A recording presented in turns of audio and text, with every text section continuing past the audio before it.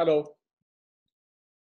We're going to talk about force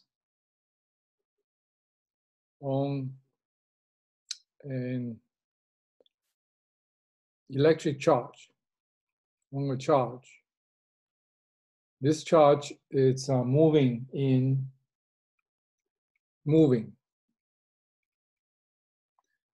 an electric, no, in a magnetic field. Magnetic field. B. Okay. All right, so control this. Let's say the charge is moving this way right now. So you have a positive charge, and it's Q. And let's say your magnetic field is going this way, so B. And that's as wide as they go, okay? So let's see if we have a north pole on this side, and we have a south pole on this side. So there's no magnetic field here, okay? All right, so we got magnetic field, okay? And it's a constant right now. So, and this is moving with a velocity going this way. This charge is moving across like that. So it's very similar to the current, okay?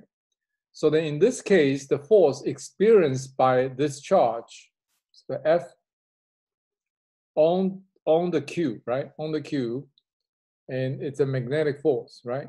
Well, it's a force anyway. Force is a force, right?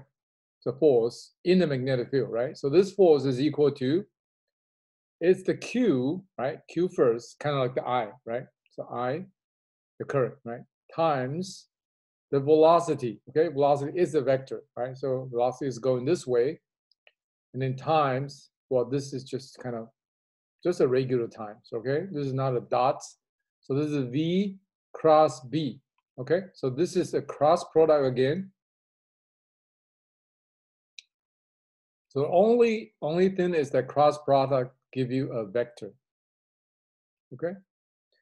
And any cross product, it's defined as Q still Q. So this is V kind of magnitude, and then B, and then sine theta. All right, and this is still a vector, okay? And that's just describing the magnitude of that. So right now, the B is going this way, V is going this way, right? And theta, let me change in color here.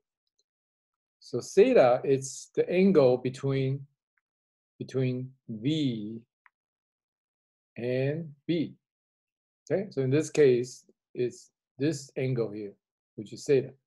And we just make it to be 90 degrees right now, but it doesn't have to be. So right now, this is equal to QVB, right? Because this is equal to 1, right?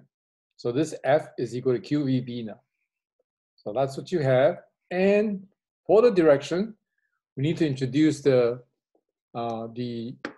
right-hand rule, okay? So the right-hand rule, we're going to change in color here, make it green. The right-hand rule, RHR, right? Right-hand rule, okay, says the following. So this is confusing, okay? Can be confusing for some student. So V, take your forefinger pointing to V first, right? So V, right, is your four fingers. Okay, take that forefinger pointing to V, and now turn it, because now you try to turn toward the B. So you turn toward the B like that, okay? So you have the V as your forefinger, and then you turn toward the B, okay? So the bending is toward the B, okay? So then this B is your, eventually when you bend, right, you bend toward it, okay? Bending toward. So some people say curl, right? Some people say curl. But I like the B because the B go into the B, which just makes things a little easier. So let me change in color here. So this is B, and there's a B there, okay? So you take the velocity of the charge first, and then bend toward the B, and then your thumb, right? So this forefinger and the thumb is always 90 degrees, okay? So then you go like this, and then the thumb is pointing inward into the page, okay?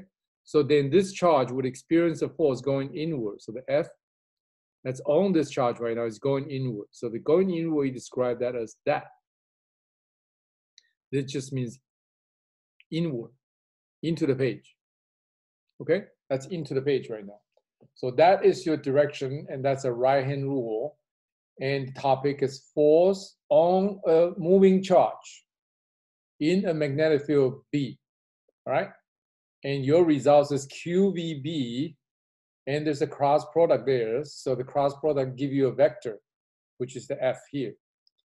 And this is just the magnitude right now. That's the magnitude. The direction is described by right-hand rule.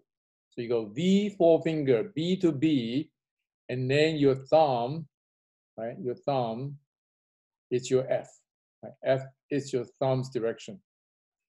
Okay, so that's all we have today, and we'll see you next time. All right, hopefully you're learning something more about magnetic field and the force that